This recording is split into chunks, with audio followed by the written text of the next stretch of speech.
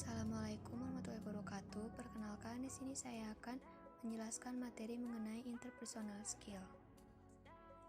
Interpersonal skill adalah kemampuan yang dibentuk oleh seseorang untuk dapat berinteraksi dengan orang lain secara dua arah dan saling memahami.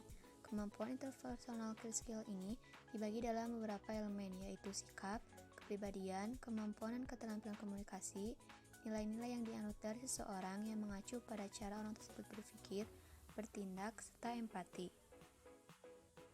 Yang selanjutnya yaitu penyebab mengapa interpersonal skill dibutuhkan dalam berkomunikasi. Keterampilan interpersonal dapat dimaknai sebagai sebuah keterampilan khusus yang dimiliki seseorang dalam mengenali dan memberi respon yang baik kepada perasaan, perilaku, sikap, dan keinginan orang lain. Kemampuan interpersonal skill juga menjadi bagian dari soft skill. Dengan kemampuan ini, kita mampu menciptakan serta menjaga keharmonisan hubungan dalam pergaulan. Misalnya, mudah mendapatkan teman baru karena banyak yang merasa nyaman ketika berkomunikasi atau berinteraksi dengan orang tersebut. Yang selanjutnya yaitu dampak positif. Yang pertama, berkomunikasi dengan efektif. Keterampilan interpersonal akan membantu kita untuk membangun hubungan dengan teman, seperti saling bertukar ide, informasi, dan keterampilan. Yang kedua, dapat mengembangkan diri sendiri. Salah satu kemampuan interpersonal adalah menerima kritikan dari orang lain. Yang ketiga, membuka kesempatan. Dengan kemampuan interpersonal, kita bisa membuka segala peluang-peluang dan kesempatan yang ada. Yang keempat, yaitu membantu memperbanyak koneksi pertemanan. Dengan memiliki banyak koneksi pertemanan, sama saja seperti kita membuka kesempatan baru, memiliki teman dengan berbagai pengetahuan dan informasi. Yang terakhir, yaitu memberikan pembelajaran agar bisa berempati.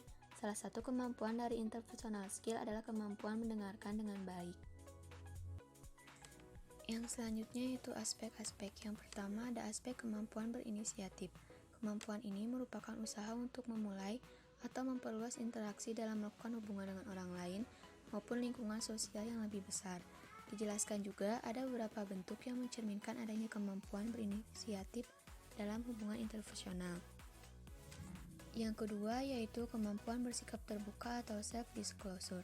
Self-disclosure merupakan upaya seseorang untuk memberikan informasi yang bersifat pribadi tentang dirinya kepada orang lain yang bertujuan untuk memperkenalkan dirinya dan mendapatkan pendapat dari orang lain sehingga terjadinya sharing. Yang ketiga yaitu kemampuan bersikap asertif. Kemampuan asertif merupakan kemampuan untuk mengungkapkan perasaan atau pendapat secara jelas, dapat mempertahankan hak-haknya dengan tegas, meminta orang lain melakukan sesuatu dan menolak sesuatu hal yang tidak diinginkan tanpa melukai.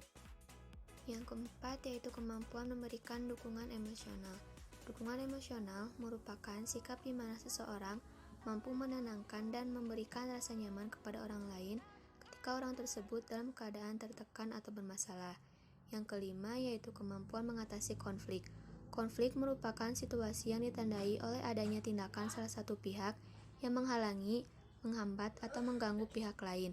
Dalam suatu konflik, menurut Baron dan Brain, terjadi 4 kemungkinan, yaitu memutuskan untuk mengakhiri hubungan, mengharapkan keadaan membaik dengan sendirinya, menunggu masalah lebih buruk, dan berusaha menyelesaikan masalah. Adapun cara meningkatkan interpersonal skill. Yang pertama, mengatasi persepsi negatif. Sebelum bertindak melakukan sesuatu, dari diri individu harus melihat dari sudut pandang orang lain, melihat dari sudut pandang yang netral atau tidak memihak, dan tidak mencampur adukan emosi pribadi. Yang kedua, menerima pesan dengan baik dengan cara mendengarkan. Pentingnya mendengarkan dinyatakan dalam berbagai penelitian. Salah satunya menyatakan bahwa kemampuan mendengarkan jauh lebih penting daripada kemampuan berbicara. Kemampuan mendengarkan harus dimiliki oleh semua orang. Yang ketiga yaitu menekan ego pribadi. Dengan menekan ego pribadi, maka individu dapat belajar untuk mencoba memahami orang lain. Yang keempat yaitu pengetahuan mempunyai peranan penting dalam berinteraksi. Ketika individu berusaha untuk mendekati orang lain, kita dapat memanfaatkan knowledge yang kita miliki terkait dengan keunikan yang dimiliki orang tersebut. Yang kelima, memperhatikan bahasa nonverbal. Ketika berkomunikasi dengan menggunakan bahasa ujaran atau verbal communication, orang banyak menggunakan bantuan gerak-gerik anggota tubuh seperti mata, tangan, kepala, dan lain-lain. Yang keenam, memperbanyak bertemu dengan orang-orang baru. Hal ini karena keterampilan interpersonal membutuhkan suatu proses dan waktu yang panjang untuk dapat terasah.